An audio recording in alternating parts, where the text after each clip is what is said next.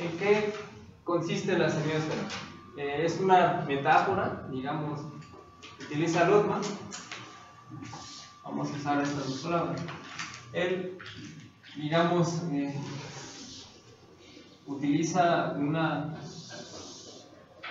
analogía, digamos, con las capas de la Tierra. Hay una primera capa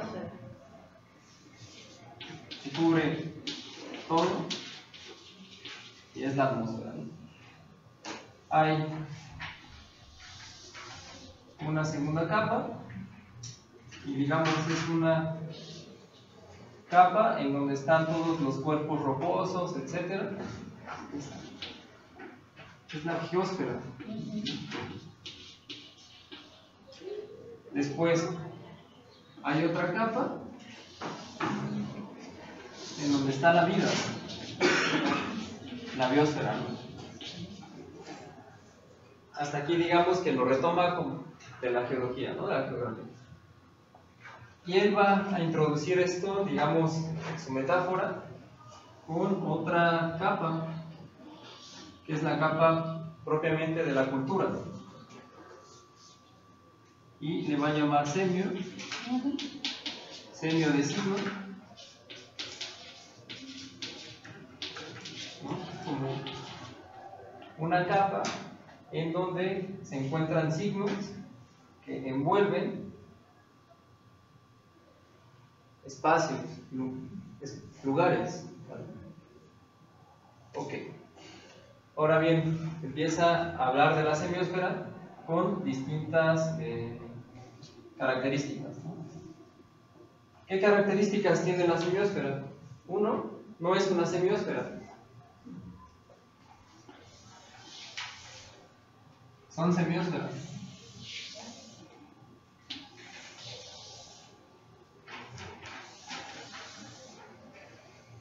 Es decir,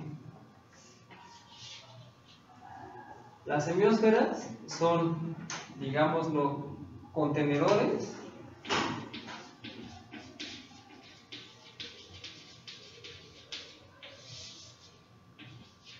de significación. Se llama significación.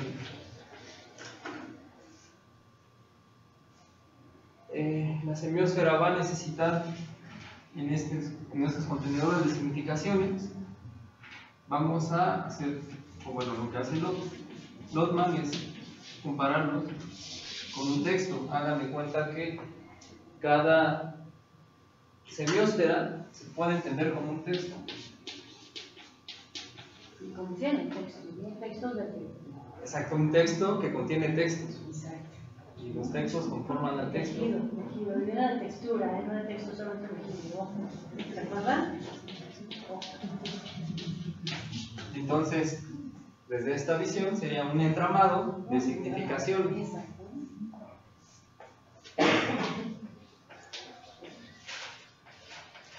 Un entramado. Bueno, ¿qué características tiene un texto o qué necesita ese texto? Necesita ser traducido. Necesita traducción.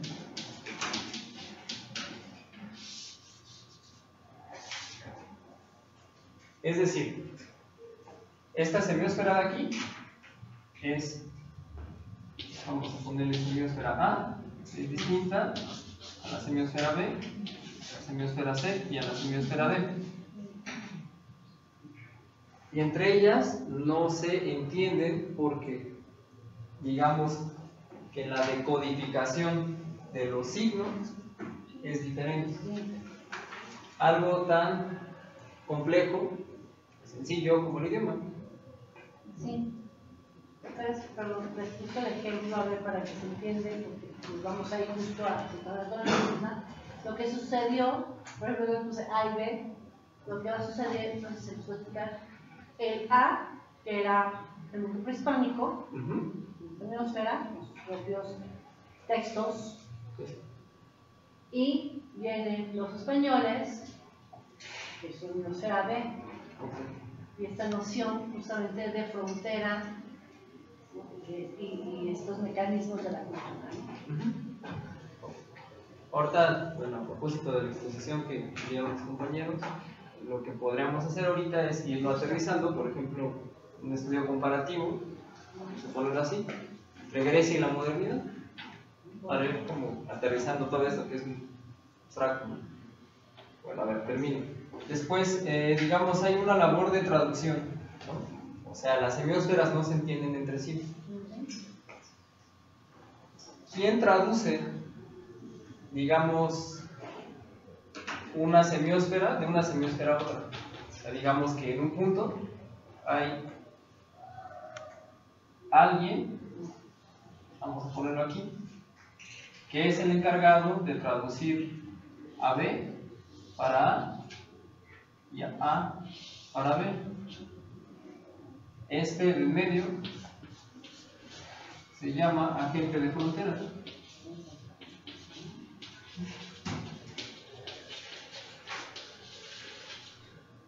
La proximidad es la zona de frontera. En sí, lo que maneja aquí, porque los dibujé separados, pero lo que maneja Luhmann es más bien como aquí, ¿no? Las semiósferas se tocan y en donde está el límite entre una y otra, ahí está el agente de frontera.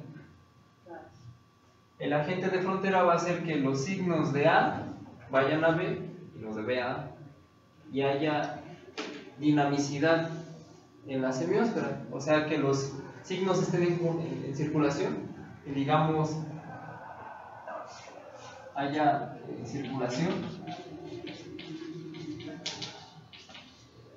de signos. ¿Y esto qué produce?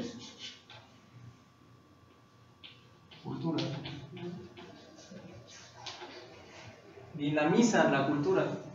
Los agentes de frontera son los encargados de hacer que la cultura se mantenga. Y se generan nuevos signos. Sí, entre A y B va a ser una B, vea. Ahorita lo aterrizamos por una comparativa entre Grecia y la modernidad. Después entre México, lo que hablábamos en Santa María Tonancintla, ¿ese ha sido? No, creo que Le vamos a robar. ¿Qué tienes el miércoles? ¿Sí? Ándale, tienes que hacer estudiar.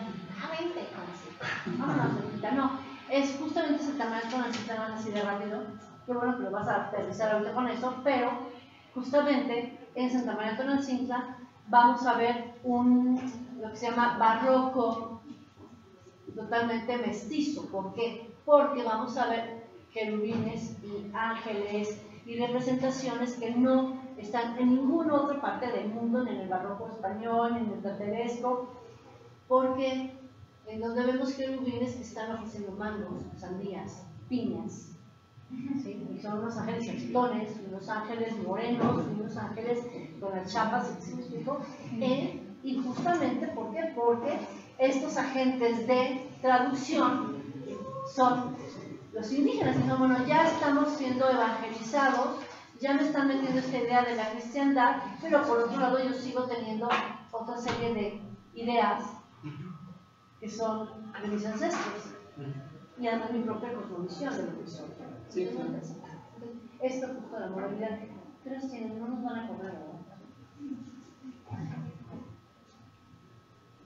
Bueno, ¿decimos? Sí, si no yo corro lo que sea, pero... Sí. Ok. Ahora bien, este es digamos, la dinamicidad de la semiósfera. Pero, ¿quién traduce la semiósfera? Una figura que se llama centro. O sea, digamos, adentro de una semiósfera va a haber un núcleo encargado de traducir los signos y de imponer por medio de distintas formas como la coacción o la hegemonía o la ideología, etcétera, una traducción de lo que se va a entender por un signo y lo que no se debe entender por un signo. O sea, una idea, digámoslo desde la clase, una idea de lo correcto y de lo incorrecto en la interpretación de un signo. este es, digamos, el centro de la semiósfera, va a decir de qué manera se debe, como deber ser, como obligación, traducir un signo. Ahorita vemos ejemplos. Bien, ahora, digamos, el núcleo posee medios para poder decir qué significa algo y qué no.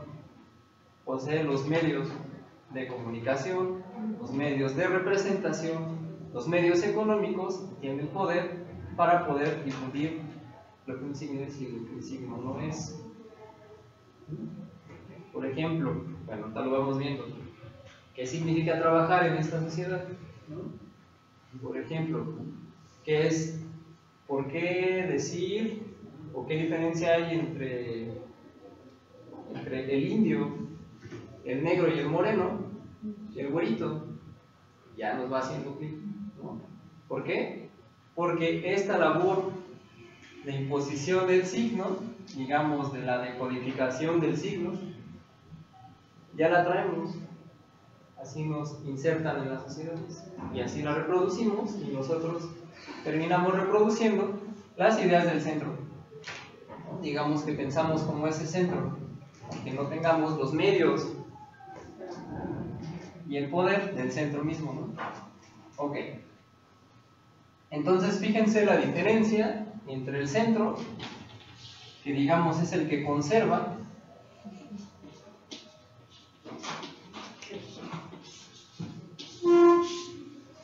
y la periferia, en donde está la gente de frontera que dinamiza. El centro conserva, la periferia dinamiza y llama al cambio. Es una tensión entre permanencia y cambio.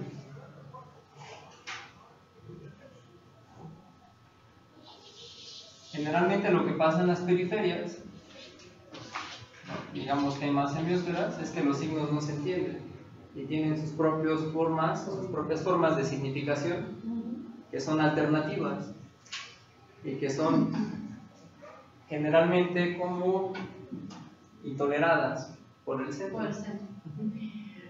Pero en un momento la semiósfera tiende a hacer esto. Estos están aquí en un momento, ¿no? Pero no se mantienen ahí siempre.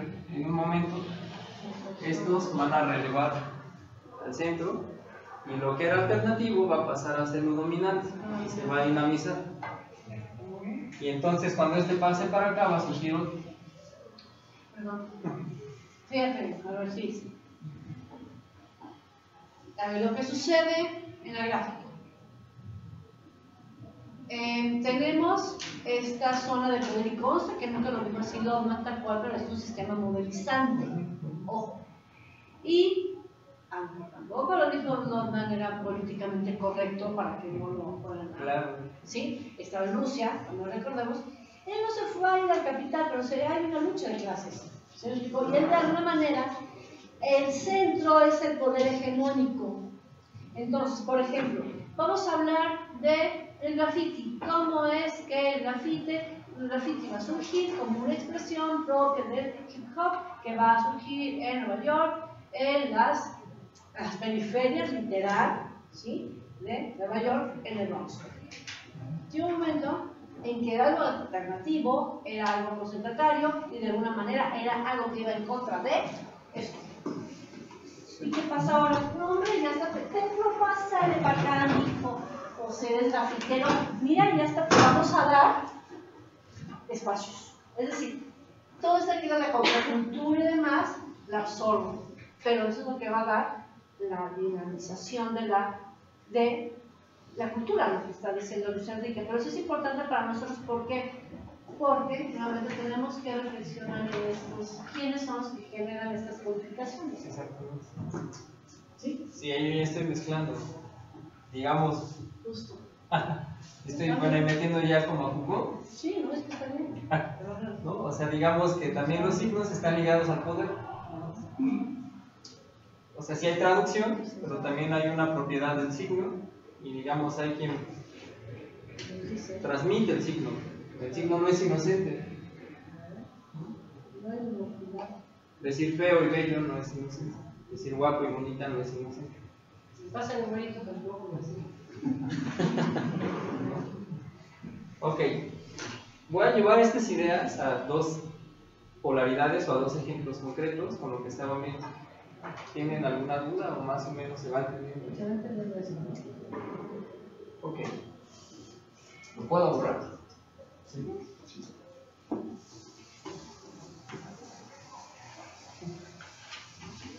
Algo que hemos dicho algunas veces aquí, el signo no es inocuo. Por eso nosotros no podemos decir, ¿por qué lo hiciste así? Porque sí. O sea, esto es lo que dan ganas. Por lo menos a mí me sale sarpullido, o sea, mejor no me enojo, ¿verdad? Porque no, o sea, si vas a repetir un canon, bueno, pues entonces te perdieron. Es más, vas a trabajar para el mismo nivel, pues hazlo bien, entonces se decae.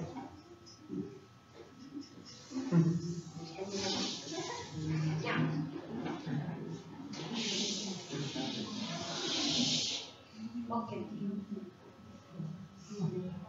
Ok.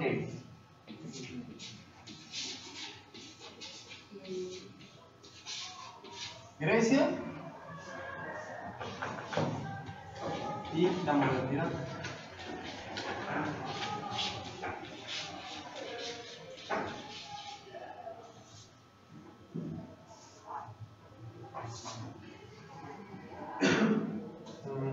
Okay.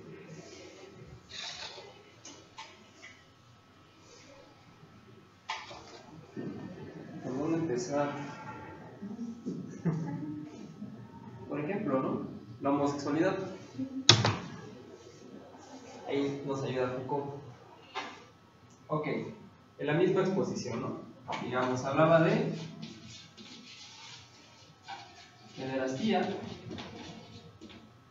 y se hablaba de homosexualidad.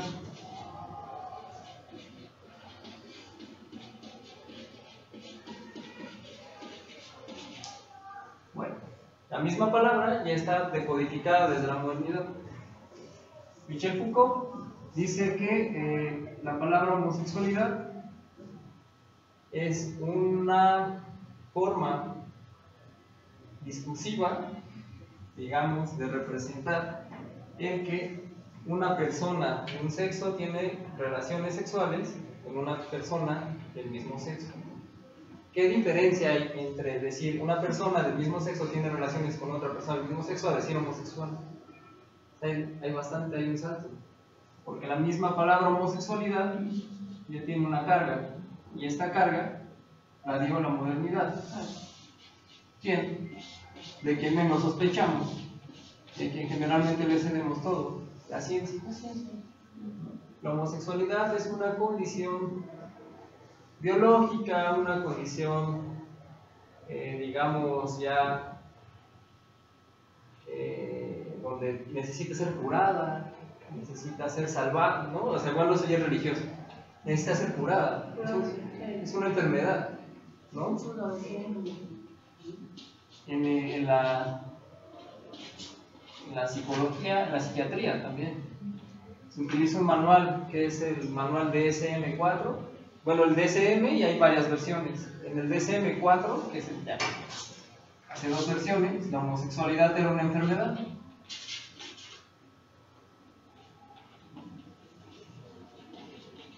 Perdón, acoto, porque la normalidad es un mecanismo de control. Sí, acuérdense, ¿recuerdan quiénes estuvieron en el coloquio? ¿Te acuerdan que se dijo? Ojo, no se me quedan. Entonces vean esto. Todo aquello que no cae en la normalidad. ¿Quién genera la normalidad? El centro de la semiósfera. Entonces, ¿quién empieza a normar la producción de significación o de representación? Por ejemplo, de la homosexualidad, uno, y empieza a salir la ciencia.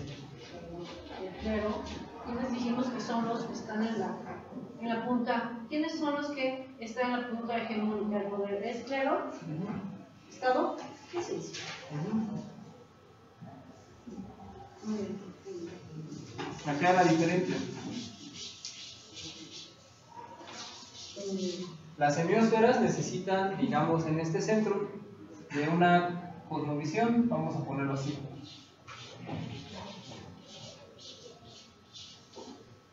Es decir, de una explicación del mundo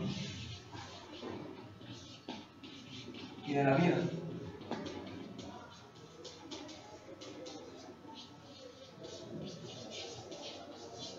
De lo más abstracto, ¿no? Del mundo, de la vida, de la muerte, de la reproducción, de lo, etcétera. Entonces, la semiósfera, vamos a ponerlo así, está sujeta en cosmovisiones. ¿Y en qué se ve la cosmovisión? En mitos, mitología. Mitos no entendido como mentira, ¿no? Eso es de la ciencia. La ciencia, desde este punto de vista, el mito es lo que no es cierto. El mito, desde la antropología, por ejemplo, en Lévi-Strauss, es un relato que produce en quien cree en el relato una experiencia, algo que puede incluso curarlo o enfermarlo. Eso es un mito, un sistema de creencias. Entonces, no son los mismos mitos los de la modernidad que los mitos de Grecia. Empezamos, número 1, no es lo mismo el mito del homosexual en la modernidad, en donde se necesita curar, al mito de Grecia, en donde un aprendiz, un efebo, tenía relaciones con un maestro. ¿Se nota la diferencia? No es lo mismo, por ejemplo,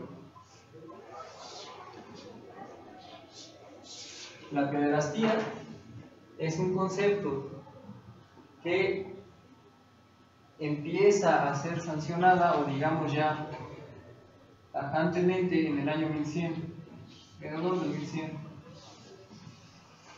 en donde se empieza a utilizar la figura del niño equivalente con Dios, el niño Dios. Esto cuando ocurrió, alrededor del 1100. Cuando se empieza a utilizar el niño como figura divina, los niños empiezan a ser asexuados. Antes del 1100 eran asexuados, no eran asexuados. Se fueron haciendo asexuados porque a nivel de mito el niño se equipara con el niño Dios. Entonces, por ejemplo, en la Edad Media los niños podían llegar y empezaban como a tocar a los adultos, ¿no? De fuera los dejaban, o tenían personas especiales para estar como en ese ámbito con el niño, ¿no? O por ejemplo en Grecia había épocas del año en donde, por ejemplo, el orden se invertía. Ese orden generalmente se invierte en febrero, y en todo el mundo, en todas las culturas, en febrero se da algo que se llama carnaval, en donde el orden se invierte y entra Dionisio, vamos a llamarlo así. Y entonces, si por ejemplo lo prohibido es, por ejemplo, tener muchas parejas, en febrero se permite. Si lo prohibido es emborracharse, en febrero se permite. Y así, digamos que en febrero sí son semiósferas, pero también, digamos, hay una ciclicidad dada por la naturaleza, que va a establecer ciertos tiempos en donde las culturas se adecúan y van generando festividades. Entonces, por ejemplo, no es casualidad, digamos, que en febrero haya como celebraciones en donde se dé como festividad algo en donde saluda la sexualidad.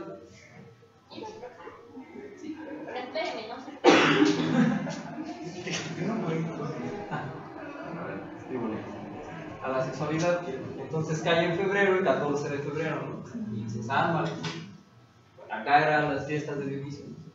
Pero bueno, el punto es cómo se van transformando los significados y se van formando palabras que empiezan a tener una carga de acuerdo a un núcleo que permite que un significado sea correcto o incorrecto, y cómo va a ser codificado por las demás ideas.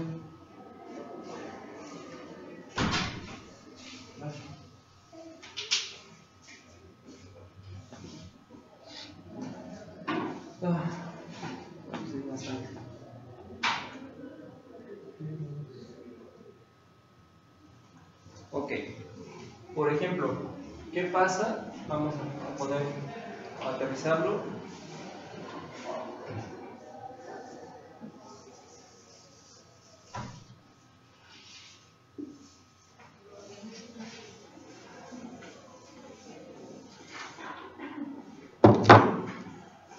¿Qué diferencia hay,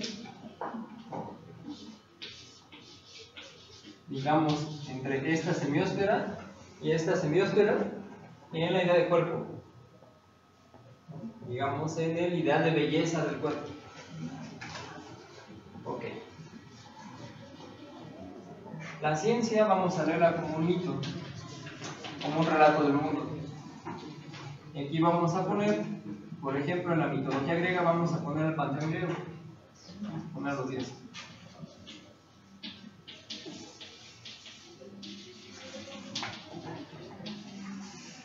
Ok, en la ciencia hay una idea de, digamos, sano, enfermo. Si la ciencia nos enseña que estamos sanos o estamos enfermos, vamos a tener una polaridad, una contraposición entre un cuerpo sano y un cuerpo enfermo. ¿Eso cómo se va a dar en la idea de belleza?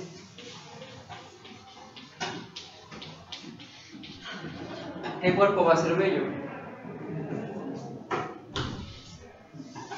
El cuerpo sano. Entonces, un cuerpo bello es un cuerpo que no está enfermo. Y eso se puede ver. O sea, por ejemplo, alguien que quizá, no sé, o sea, hay equivalencias en decir, en vez de decir es bello, es como, ay, se ve saludable, hay siempre analogías en el lenguaje. Y lo enfermo, llevado con lo feo. Y entonces, ¿qué va a pasar? Lo feo se muestra, no, lo feo se oculta.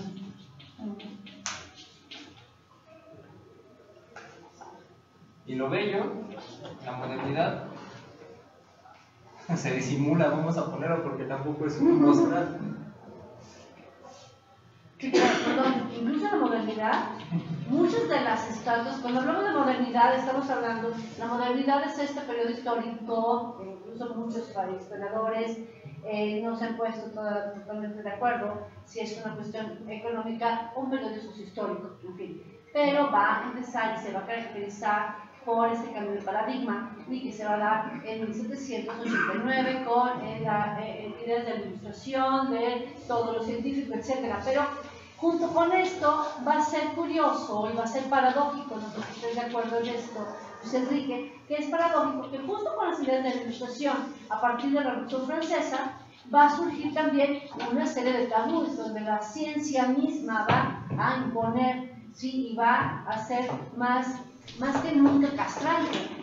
Vamos a decirlo nada más por hablando del cuerpo, que muchas de las, imagínense, muchas de las esculturas grecolatinas van a ser o mutiladas o les van a poner sus pequeñas hojitas de pan, ¿verdad? Para poder ocultar cierto tipo de elementos y evidenciarlos. Sí, claro. También hay, por ejemplo, Enrique Dussel menciona que la modernidad se formó en 1521, cuando Europa se encuentra con el otro, digamos con el indio, ¿no? Con el poblador de aquí de América, y al ver esa diferencia total la encubre y la hace menos y primero le quita el alma y luego la conquista y ya No, que... primero no, ¿no? ya que... Camposanto. Sí, ¿no? O sea, incluso, perdón, esto que decimos de los signos, como decimos, ¿por qué están construidas así las iglesias, ¿no? Y la cruz latina, ¿qué significa la cruz latina? Ya desde el Concilio de Trento, etcétera, pero no va a ser gratuito que juntos se enterraran. ¿A quienes enterraban? No se podían enterrar a los indígenas en Camposanto. ¿Por qué? Porque no tenían nadie.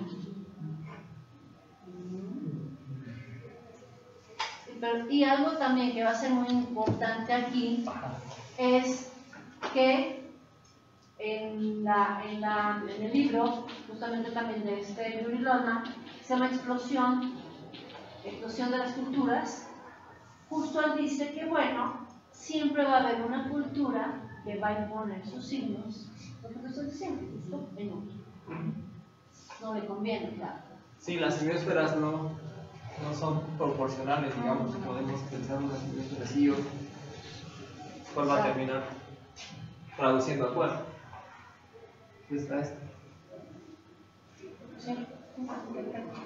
Y aquí, digamos, hay, para darles un ejemplo, digamos, el signo, digamos, en tanto no es inocente, va a permitir cosas que van a repercutir en la materialidad misma, por ejemplo, en la economía. Por ejemplo, primero se le nombró indio y luego se le quitó su tierra. Primero se le llamó negro y luego se le quitó su tierra. Generalmente el signo opera así, no se llega y se quita la tierra. Primero se le transforma en la palabra y en la representación y después se vuelve materia. Ok. Vamos a dar como un ejemplo rápido, digámoslo así, en cómo el cuerpo se representó, ¿no? O cómo se representa. ¿Por qué el cuerpo se oculta en la modernidad? ¿Por qué aquí el cuerpo se muestra?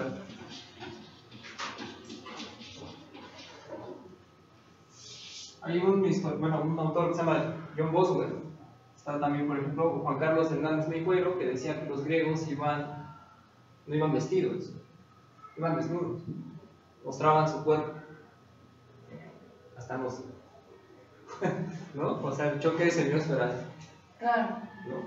No tenían frío, ¿no? Signo y materialidad, el frío es ¿no? También va relacionado con la cultura. Ok, ¿qué pasaba? El cuerpo se mostraba porque había una idea de entrenamiento del alma, pero también una idea de embellecer el cuerpo. Iban ligados.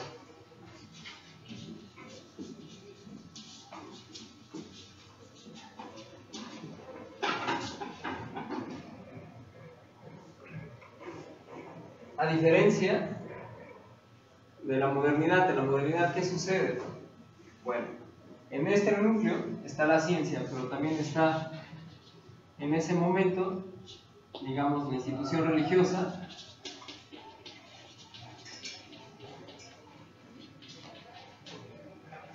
Vamos a poner un ejemplo concreto, la Orden de la Salle. Y en el momento de transición de la Edad Media a la modernidad está la aristocracia.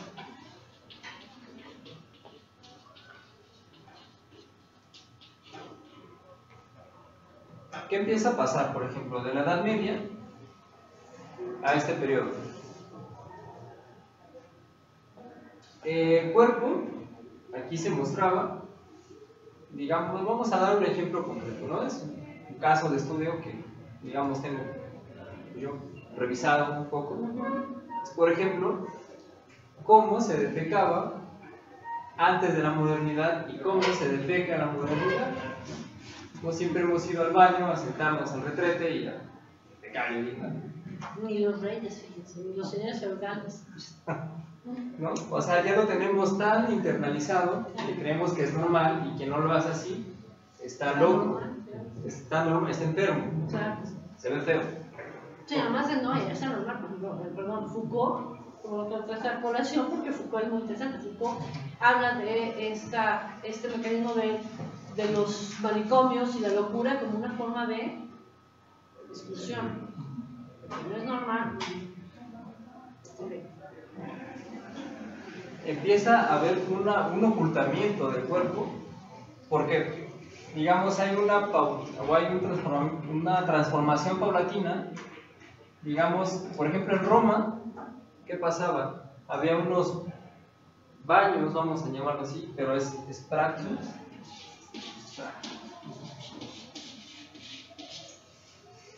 Eran lugares en donde se cagaba, ¿no? Digamos, se orinaba colectivamente, y ahí las personas sociabilizaban y empezaban a platicar, y se limpiaban con un palo con esponja, ¿no? Que era por cierto colectivo, y ya se limpiaban y lo dejaban ahí. Fíjense, hasta la idea de asco, cómo es construida, por signos. ¿No? Ok. Era un lugar de sociabilización. Después, ¿qué pasa en la edad, por ejemplo, en la Edad Media? Digamos, se podía defecar en donde fuera, donde te agarrara. No pasaba nada así. Te agarraba en cierto lugar y ahí hacían y ya no pasaba nada. Empiezan a salir una serie de, digamos, discursos provenientes de la aristocracia que van a hablar de mal gusto y de una diferenciación como de la plebe, de los plebeyos, es así como, digamos, como del mal gusto. Desde ellos hay una diferenciación con clases que consideran subordinadas, ¿no? Digamos, el mal gusto con el buen gusto. Y van a empezar a decir en discursos oficiales, ¿no? Pues si vas a hacer del baño, pues procura no hacer en las escaleras y afuera de los aposentos de las señoritas, ¿no? Y empiezan a salir primero este tipo de prohibiciones, más o menos por 1520. Sí, incluso en 1520, porque antes, incluso ahorita que estás hablando de la aplicación, todo ese tipo de rollos que dicen, ay Dios, no hablamos de esto, Jesús. Justo, igual, en el acto sexual, por los vikingos, incluso no había esta noción de privacidad. Poder tú estar comiendo y allá están haciendo no sé, sexo. No pasaba nada. Esta noción ya va a ser a partir del nacimiento. Sí. Se empieza a construir la idea de un cuerpo separado, que va a permitir algo que la modernidad va a necesitar, que es la idea de individuo. ¿Vale? Ahorita vamos a enseñar. Empiezan, digamos, así como mesuradamente, como pues, se ve mal que hagas del baño afuera de los aposentos de la señorita y en las escaleras, ¿no? Ya por ahí, de 1590, empiezan a decir, pues, apártate y no te tires, no dejes salida a los vientos del cuerpo, porque es de mal gusto, ¿no? O sea, ya vete, aléjate, ¿no? Y se empieza a alejar poco a poco el cuerpo. Ya por ahí, de 1670, van empalmados aristocracia e institución religiosa, las élites, empiezan a decir, pues ya apártate y va a hacer las necesidades en donde nadie te vea, porque a Dios no le gusta que los otros vean tu cuerpo, que se empieza a ocultar el cuerpo. Ya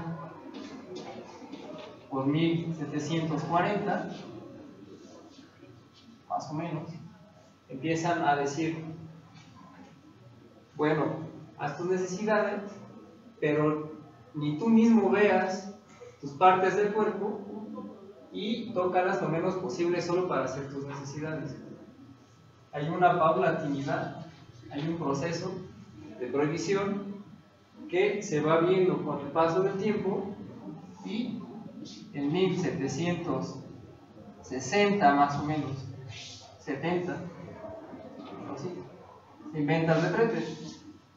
Es decir, el discurso empezó poco a poco, ¿y en qué terminó? En diseño.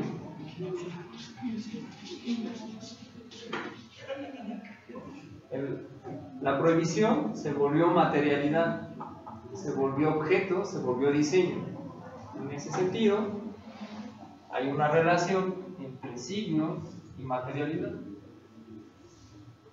Entonces, digamos que a la modernidad, el cuerpo va separado, el cuerpo va aislado, para poder construir una idea que es la de individuo. A diferencia de acá,